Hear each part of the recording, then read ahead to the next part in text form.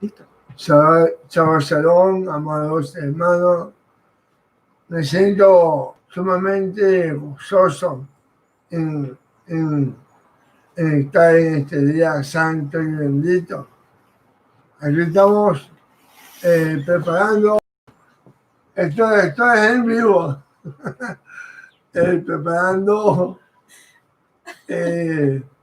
la transmisión que vamos a tener dentro de a las 12:30 aproximadamente. Vamos a estar transmitiendo la parashá de esta semana.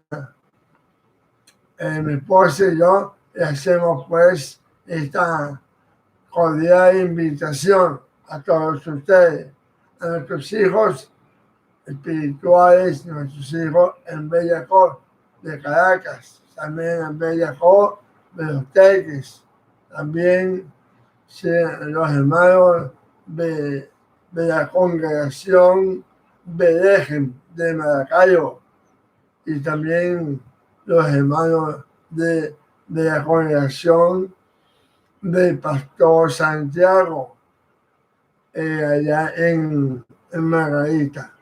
Pues estamos ya en pocos minutos, en 12:30 más o menos, vamos a estar pues transmitiendo en vivo. Así es, así que vamos a estar en contacto. Esperamos que estén allí pendientes para compartir esta preciosa palabra que nuestro Padre tiene para el día de hoy. Amén. Shabbat Shalom. Shabbat Shalom.